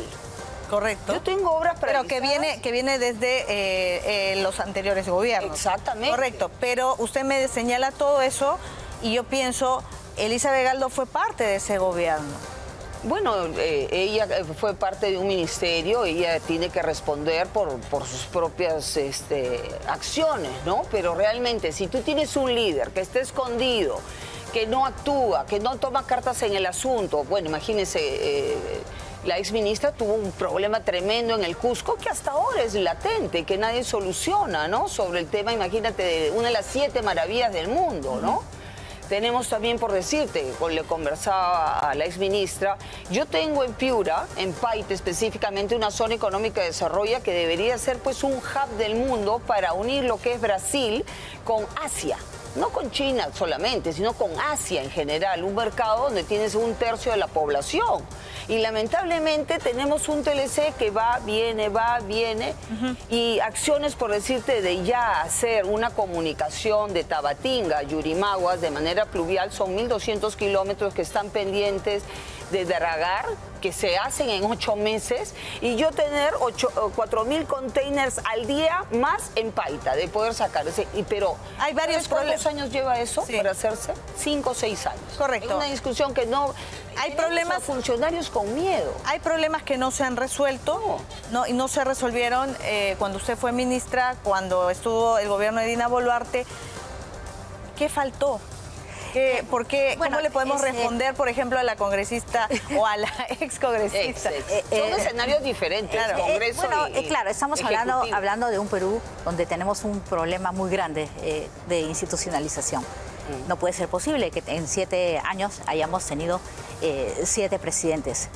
Y cuando mencionabas mi experiencia como ministra de Comercio Exterior, yo me siento muy orgullosa y satisfecha de haber podido servir a mi país. Tengo vocación de servicio y me considero a mí misma una técnica. Y por eso tengo el birrete.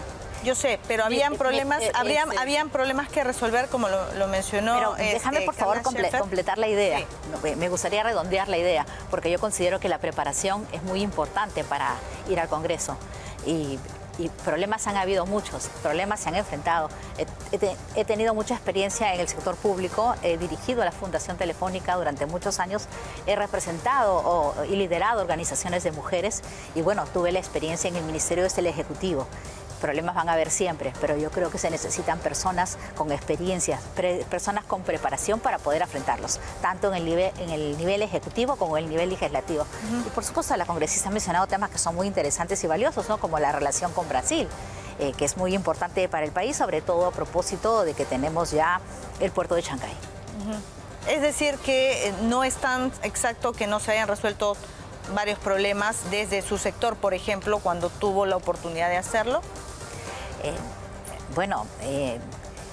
Problemas, si vamos claramente al tema de comercio exterior, a mí me tocó vivir un periodo muy lindo, como fue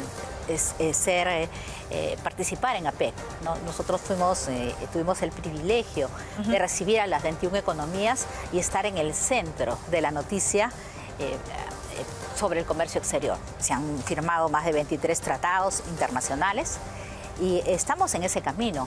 Se han superado actualmente récords en la agroexportación y eso es muy bueno para el país. Desde el sector turismo, sin embargo, sí hay temas que faltan por trabajar, porque aún no se han recuperado las cifras del turismo respecto a la prepandemia. Sí, claro que sí. Ahora, permítame, Carla, hay quienes dicen, bueno, el fujimorismo prácticamente ha venido gobernando en los últimos años por la cantidad de parlamentarios que han logrado poner en los escaños. Teniendo poder, han podido hacer más, ¿no?, de lo que muchos piensan. ¿Qué es lo que ha faltado? ¿Por qué quieren nuevamente ir en muchos casos a la reelección, esta vez para la bicameralidad? Mira, Albina, el escenario del Congreso de la República es muy diferente. Yo te voy a decir mi experiencia en 8 años de lo que es ser congresista de la República y ser ejecutivo. Hay un abismo. Por decir, yo para Piura, ¿no?, hemos logrado presupuestos importantísimos, por decirte, la aprobación de reconstrucción con cambios en 48 horas. Se destinaron 26.480 millones. Para Piura, 2.400 millones. Para el cambio, o sea, es decir, tener drenajes pluviales, planes maestros, para que nunca más Piura se vuelva a inundar. Hoy, esos 26.000 millones ya no existen. Ya no existe. Bien. Y no tengo nada. Se le dio la plata al gobierno central, al gobierno regional, ¿y qué han hecho? Nada. Ni siquiera tengo expedientes técnicos. Es una gran diferencia ser ejecutivo y ser legislativo en el caso que Fuerza Popular ha tenido. Fuerza Popular, por decirte, todos los años ha presupuestado, hablo por mi región, el Alto Piura, 124 millones en el presupuesto. Durante 14 años se ha devuelto. O sea, hay una incapacidad en el Estado, en el gobierno local, gobierno... Claro. Es terrible. Piura parece bombardeado en estos momentos. O es la corrupción o la incapacidad que nos avasalla. Entonces acá yo pienso que en el Senado de la República, al cual yo postulo, se tienen que tomar medidas drásticas. Tiene que haber gente valiente, que no tenga miedo de hacer los grandes cambios que tenemos que hacer en estos momentos en nuestro país. Claro, pero nuevamente, ¿no?, hay quienes dicen que Fuerza Popular, por la cantidad de representantes en el Congreso, prácticamente que cambió el sistema a ser un sistema parlamentarista, ¿no?, o semiparlamentarista. Entonces la pregunta en concreto es, si ya tuvieron poder, ¿qué es lo que ha faltado? Discúlpame, son poderes diferentes. Ser ejecutivo y ser legislativo. Hay un abismo. Nosotros aprobamos delegación de facultades que nos pide los diferentes gobiernos de turno, se analizan en base a la problemática. Siempre hemos estado aperturados a trabajar para el beneficio de toda la población, como es parte de la historia del fujimorismo. El fujimorismo, o sea, es una fuerza que tiene historia en hacer bien las cosas, de poder derrotar el crimen en las calles, de insertar nuevamente el crecimiento económico de nuestro país como hemos podido hacerlo en su momento. Muy bien. Elizabeth Galdós, ¿el fujimorismo tiene historia de hacer bien las cosas? ¿Qué opina usted? Yo agradezco al presidente Fujimori por haber terminado con una lacra que fue tremenda para el país, que es el terrorismo. Eso se lo reconozco. Si bien hubieron problemas vinculados con la pacificación del país, sí se lo reconozco. Y también es una lástima que después de haber vivido 19 años con el terrorismo, ahora estemos viviendo una crisis tan violenta de seguridad urbana. No nos sentimos seguros de salir a las calles, de transportarnos. Y ¿sabes una cosa? Al final, yo amo a mi país. Yo me quiero quedar en mi país y por eso también me estoy presentando, porque yo quiero que mis hijos y mis nietos vivan acá. Pero no me está respondiendo la pregunta. ¿Puedes volverla a precisar? Sí, el fujimorismo, me señalaba Carla, tiene historia de hacer bien las cosas. Económicamente. ¿Usted está de acuerdo con esa afirmación? Económicamente también. Bueno, yo creo que sí te he contestado, pues yo estoy de acuerdo en el tema de seguridad, que durante el gobierno de Fujimori se terminó con el terrorismo y no soy mezquina en reconocerlo. Hubieron otro tipo de problemas. En el tema económico también la Constitución favoreció el crecimiento, ¿no? Hubieron otro tipo de problemas que no podemos tapar el sol con un dedo. Hubieron problemas, ¿no? Pero ahora yo creo que debemos de centrarnos en lo que queremos de acá adelante para nuestro país. Sobre todo si llegan al Parlamento, pues desde la Cámara de Diputados van a presentar proyectos que luego los pueden bloquear en la Cámara de Senadores. Nunca vamos a bloquear que sea algo positivo y de bien común. No lo decía por el partido político, sino por la Cámara en general, la función que van a desempeñar. El Senado efectivamente aprobará las leyes que espero con la capacidad que tiene Elizabeth, ¿no? Sean proyectos buenos. Claro, ¿no? pero ahora... Importantes para lo que necesite el país. Quiero hablar... que generar eso. Quiero hablar de educación porque la veo que ha venido con la toga y estaba esperando el momento para poder mencionárselo. Coménteme, ¿qué es lo que usted quiere mostrar o presentar con la toga? Con la toga, lo que yo quiero presentar es que necesitamos en este Congreso gente con preparación, ¿no? Y yo me considero preparada. Y si lo decimos en un lenguaje más sencillo, me siento orgullosa de ser preparadaza para legislar a favor de mi país. Para terminar con esta lacra, porque si bien muchas personas, y dicen con razón que el Ejecutivo es el que tiene un rol más preponderante que el Congreso para luchar frontalmente contra temas de seguridad, pero el Congreso también juega un rol muy importante y por eso tiene que, de alguna manera, se han dado algunas normas que están favoreciendo el tema de las extorsiones, el tema de la inseguridad, normas que hay que corregir. Y por otro lado quisiera mencionarte a mi candidato a presidente, que es el general Williams. El general Williams el otro día, el sábado, estuve mirando y recordando porque vi la película Chavín de Huántar, cómo él liberó de manera impecable esa operación de liberación. No quiero irme por las ramas porque quería tocar el tema de la educación. No, ¿usted entonces tiene como propuesta o tiene entre alguna de sus propuestas algo en favor de la educación? ¿Nos puede comentar? Sí, por supuesto. La educación es una palanca muy importante para el desarrollo económico y social del país. Marca la diferencia entre un país... Una propuesta. Una propuesta, tecnología en las escuelas, innovación en las escuelas, más colegios. Tenemos un problema muy grande, un déficit de infraestructura, un déficit en el acceso a Internet. Todos los colegios en el Perú deben de tener ese acceso porque ahora la tecnología está marcando la diferencia. Ahora, ustedes no han sido gobierno con Keiko Fujimori. 25 años. Pero, ¿qué propuesta y cómo van a implementar esa propuesta, por ejemplo, en el sector educativo. A ver, rápidamente existe una brecha de infraestructura. 174.000 millones en falta de colegios. Vamos a hacer colegios prototipos, como hizo el ingeniero Fujimori, para costa, sierra y selva, de acuerdo a la cantidad de estudiantes que tenga, 100, 500, 1000, ¿no? Buscando los terrenos idóneos o si en la infraestructura o el terreno que... Ese es uno de los grandes problemas, el saneamiento de la propiedad para poder desarrollar proyectos. Es terrible, tenemos que hacer una titulación acelerada. Hay muchas instituciones vinculadas a poder sanear el terreno para poder hacer los proyectos.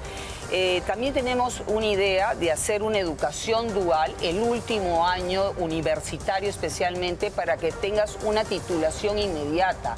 Muchos chicos llegan hacia su bachillerato y sacar el título le puede tomar 2 años. Y cuando tú vas a buscar trabajo, te piden 2 años de experiencia. Como si sales de la universidad vas a tener 2 años de experiencia. Claro. Acá tenemos que agarrar un modelo de una educación dual y promover tremendamente el tema de la educación técnica.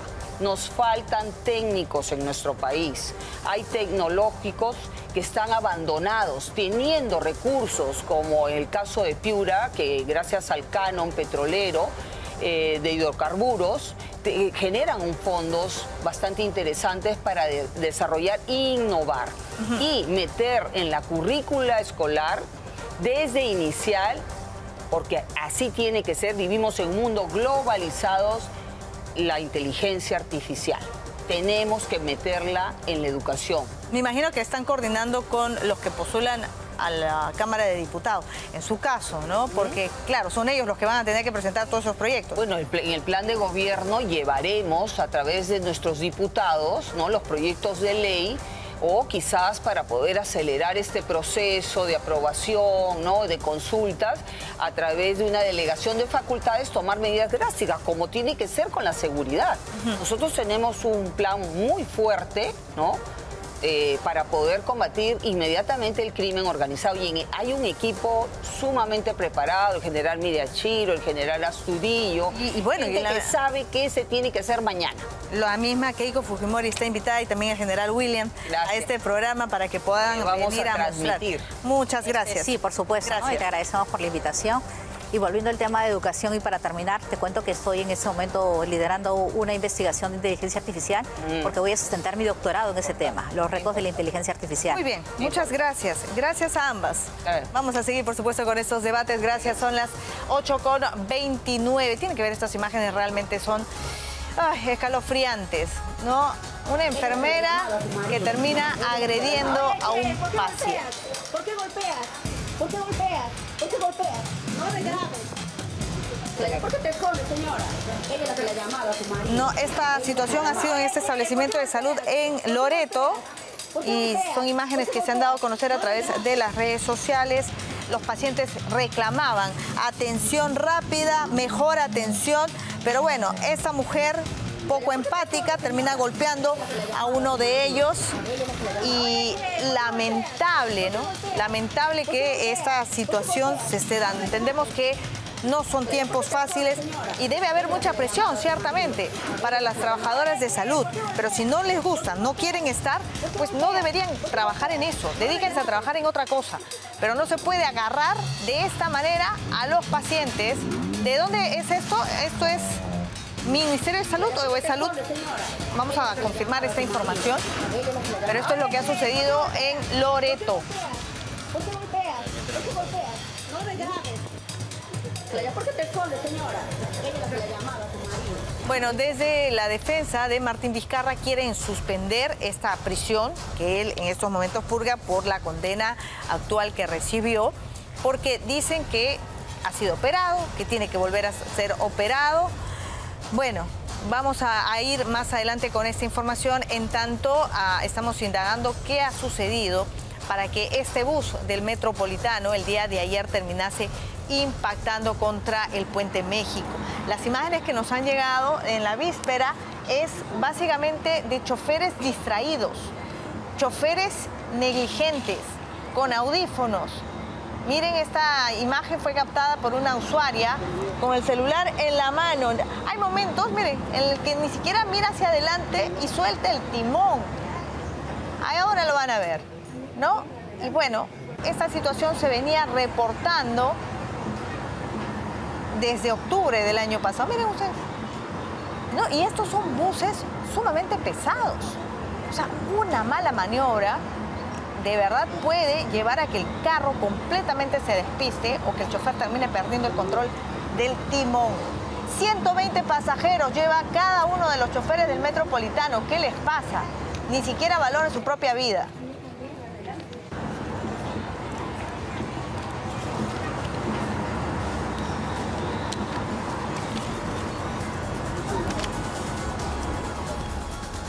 Son las 8:32 de la mañana y vamos con una importante mención. ¿Buscas el auto de tus sueños? Expomotor lo tiene todo y más. Más de 50 marcas, más de 300 modelos, los 365 días del año. Y por si fuera poco, el mejor financiamiento. Porque además contamos con los principales bancos, cajas de ahorro y fondos colectivos. Porque cada día es perfecto para estrenar un auto nuevo. Encuentra el vehículo ideal, solo aquí, en Expomotor de Plaza Norte y Mall del Sur. Muy bien, vamos con más información porque estos son días calurosos, definitivamente a todas horas, ¿no? Y el Senami ha informado que estas noches, sobre todo, van a ser particularmente calurosas por las altas temperaturas de hasta 32 grados. Lima, se ha reportado, va a tener picos de calor fuerte e intenso, sobre todo en las horas ya más próximas a la mañana. El aviso meteorológico indica que varios distritos de la capital podrían alcanzar alturas pasando los 30 grados y en las noches una sensación de calor que va a mantenerse como mínimo en 22, según la especialista del Senami, Janet Huamán. El incremento del calor en las noches se debe a la influencia de vientos cálidos provenientes del norte. Ante ello, las temperaturas más elevadas se registrarían en distritos ubicados en Lima Norte y Lima Este, entre ellos Caraballo, San Juan del Lurigancho, Santa Anita y La Molina.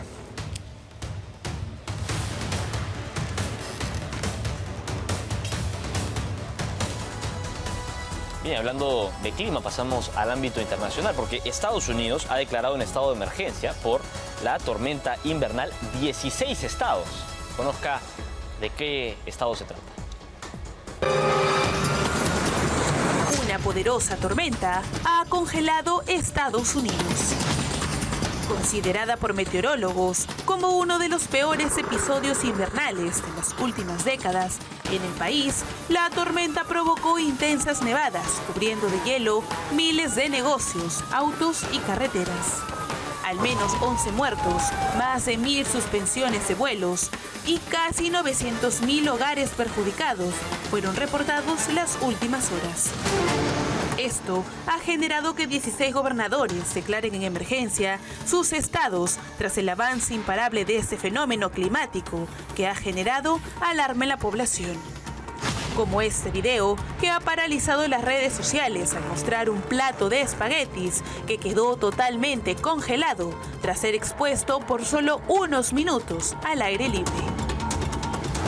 De acuerdo con CNN, algunas de las regiones que se han declarado en emergencia son Washington, Nueva York, Nueva Jersey, Texas, Carolina del Norte, Carolina del Sur, entre otras más.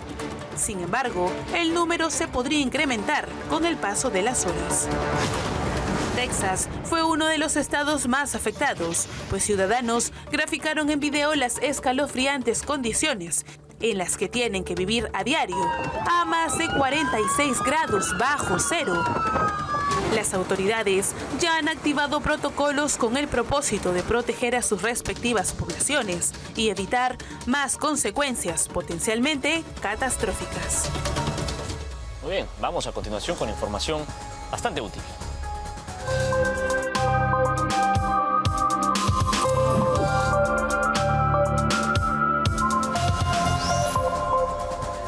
Muy bien, arrancamos el bloque Salud al Día, aquí en Al Día con Willax. ¿Tiene usted algún tipo de dolor abdominal constante, estreñimiento, quizá hinchazón o diarrea que no lo deja en paz, podría tratarse del síndrome de colon irritable. Vamos a conversar el día de hoy al respecto con la nutricionista Sandra Sologure. ¿Cómo estás, Alfonso? Buen día. Bueno, de hecho es un problema que mucha gente considera como parte de su vida. Es como decir, hay gente que dice, bueno, es que todo... Lo han normalizado ya. Sí, que dice, toda mi familia sufre el intestino, claro, o todos somos estreñidos. Pero el colon irritable es una situación en la que realmente el propio cuerpo es víctima de los movimientos intestinales. De repente ni siquiera has terminado de comer y necesitas correr al baño por emergencia.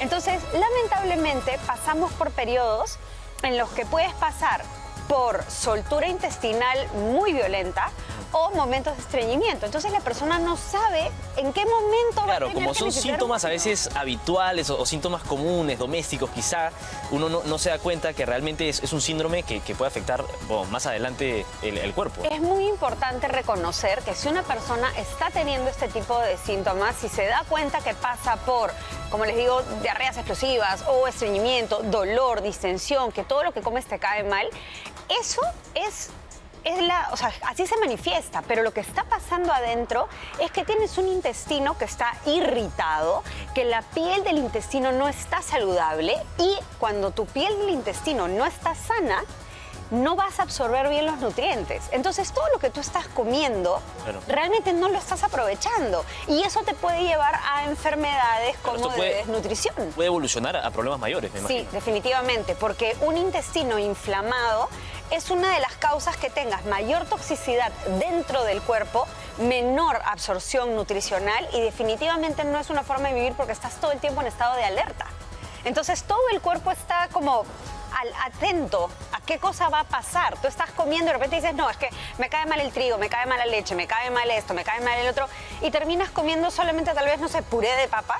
Claro. Y esto es no por lo que estás comiendo, sino porque en tu intestino hay una inflamación y de repente incluso una disbiosis.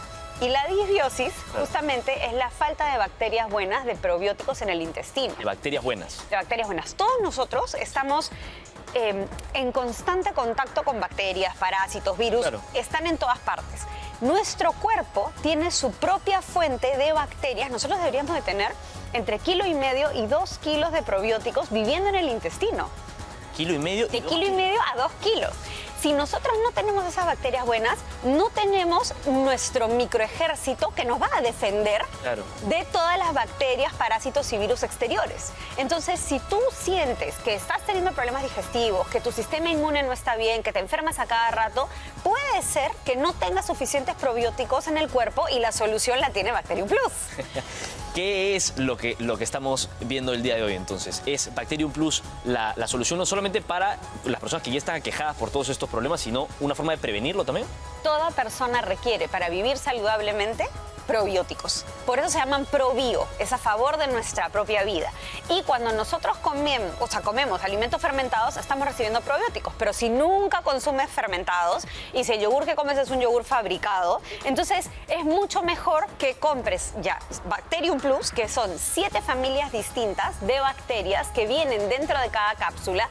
Y además en cada cápsula de Bacterium Plus también hay sábila. Y la sábila es reconocida por ayudar a refrescar y regenerar la piel del cuerpo. Así que aprovecha, los números están saliendo en pantalla, llama de 701-5635 o al WhatsApp que es el 908-871-515, porque si tú llamas ahorita y pides el tratamiento completo de Bacterium Plus, te vas a llevar regalo. Te llevas de regalo, de todas maneras, así por tu compra, un frasco gratis de Bacterium Plus. Y además, si eres de las primeras 50 personas en llamar y pedir tu tratamiento completo, te llevas también las gomitas Keto Plus, que son de vinagre de manzana y colaboran para tener un peso saludable. Así que de verdad, aprovecha porque es una súper buena promoción y definitivamente te digo, Alfonso, los probióticos te cambian la vida. Muy bien, tenemos los números ya en pantalla por si usted los quiere revisar. Está el número del teléfono fijo y del WhatsApp para que pueda llamar o escribir.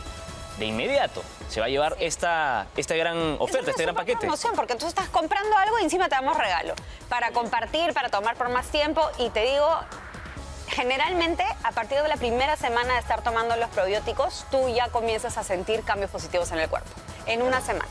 Y es algo fundamental y sobre todo que aqueja a las personas en cualquier momento, ¿no? Porque esto no tiene edad. Todo todos necesitamos probióticos para funcionar correctamente. Muy bien, muy bien. Y están los números en pantalla para que usted pueda llamar, teléfono fijo y WhatsApp. Y no se olvide de decir que lo vio primero aquí en Al Día con Willax. Tiene que decir eso a la hora que llama o a la hora que escribe, es fundamental. Muy bien, muy bien. Vamos a continuar mañana con este bloque que es Salud al Día, desde aquí. Vamos a un breve corte comercial y volvemos con más información.